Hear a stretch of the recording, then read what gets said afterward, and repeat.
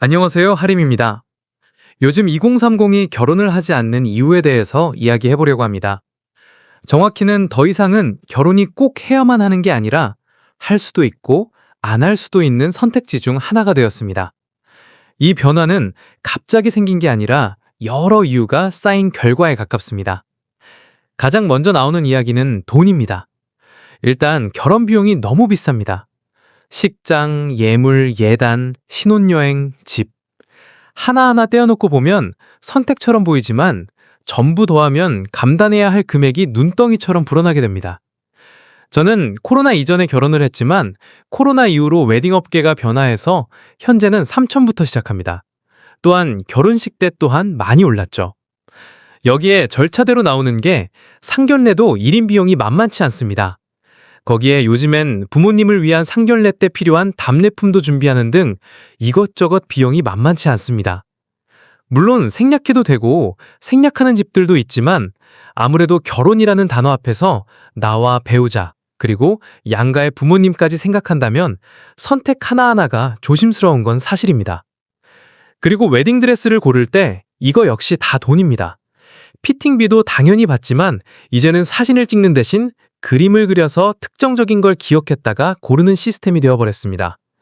이외에도 도와주시는 이모님께도 도시락을 싸거나 비용과 팁으로도 제공해야 하는 등 또 신부 측 결혼 전 브라이덜 샤워나 롯데타워에서 샤넬백에 까르띠에 웨딩링 등 남들과 비교한다면 정말 끝도 없습니다. 어느샌가 요즘은 그렇게 하는 게 당연하다는 문화로 자리 잡혀 있어서 친구들이 너는 뭐 받았어? 프로포즈는? 신혼집은? 등등 결국 다 돈입니다.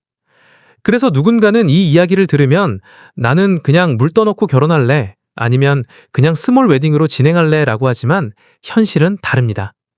현실은 스몰 웨딩이 돈이 더 많이 들어가고 결혼식은 나와 사랑하는 사람의 결혼식이 이전에 부모님의 큰 행사이기도 하기 때문에 부부 둘만이 결정하는 것보다 나의 부모님과 미래 배우자와의 부모님과도 서로 합의가 되어야 하는 사항이라 그렇게 하기 쉽지 않습니다.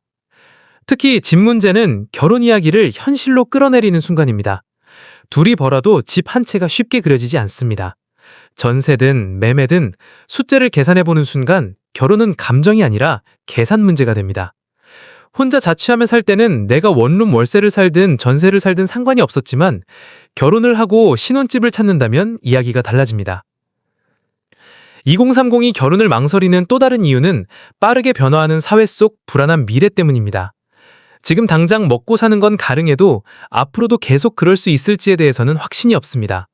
이 상태에서 결혼을 선택하는 건 행복을 선택한다기보다 부담을 선택하는 느낌에 가깝게 다가옵니다.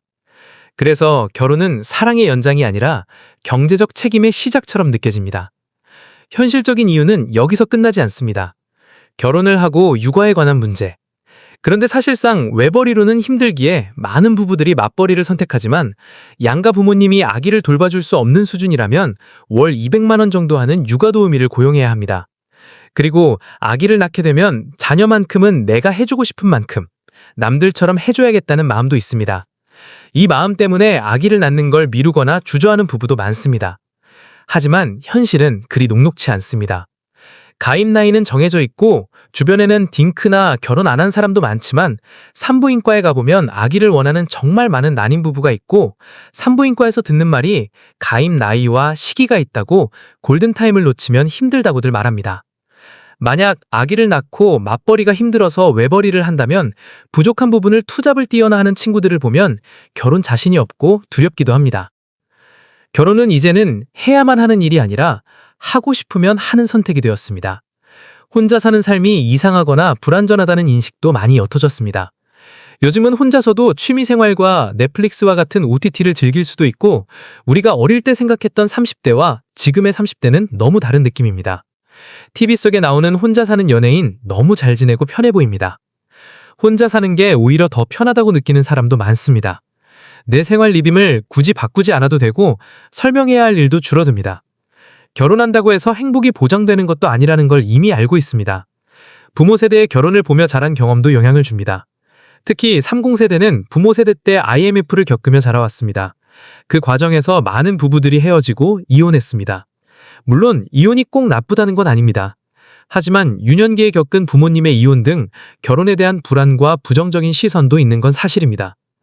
행복해 보이는 결혼보다 버티는 결혼을 더 많이 봤다는 이야기도 이제는 낯설지 않습니다. 그 기억은 결혼을 낭만으로 상상하기보다 조심스럽게 바라보게 만듭니다. 관계 자체가 어려워졌다는 말도 자주 나옵니다. 연애를 시작하는 것부터 쉽지 않습니다. 사람을 만나는 방식도 달라졌고 관계를 유지하는 데 들어가는 에너지도 예전보다 크게 느껴집니다. 결혼 상대에 대한 기준도 자연스럽게 높아졌습니다. 서로에게 기대하는 게 많아졌고 그만큼 타협하고 싶지 않은 지점도 늘어났습니다. 굳이 불편해질 선택을 왜 해야 하느냐는 질문이 계속 남습니다. 이미 만들어진 자기 생활 방식이 있는 상태에서 그걸 바꾸는 건 생각보다 큰 결정입니다. 이 결정을 굳이 지금 해야 하느냐는 생각도 자주 들게 합니다. 사회 구조적인 이유도 빼놓을 수 없습니다. 여성에게는 커리어와 출산 사이에서 선택을 요구하는 분위기가 여전히 존재합니다. 둘 다 잘 해내기를 요구받지만 실제 구조는 그렇게 설계되어 있지 않습니다. 남성에게는 경제적 부담이 크게 느껴집니다. 집, 생활비, 가정의 책임. 맞벌이 가정에서도 가사와 육아의 비중은 여전히 여성에게 더 많이 쏠리는 경우가 많습니다. 이 불균형을 이미 알고 있는 상태에서 결혼을 선택하는 건 쉽지 않은 결정입니다. 그래서 요즘 2030이 결혼을 망설이는 건 이상한 일이 아닙니다. 누군가의 의지가 약해져서도 아니고 책임감이 사라져서도 아닙니다. 그냥 고려해야 할 조건이 너무 많아진 시대를 살고 있을 뿐입니다. 결혼을 안 하겠다는 말보다 지금은 하기 어렵다는 말이 더 정확한 경우도 많습니다. 그리고 그 판단은 각자의 자리에서 보면 충분히 현실적입니다. 오늘은 2030이 왜 결혼을 선택하지 않으려 하는지, 그 이유들이 어디에서 쌓이고 있는지에 대해 이야기해 보았습니다. 오늘 영상이 공감되셨다면 좋아요와 구독 부탁드립니다.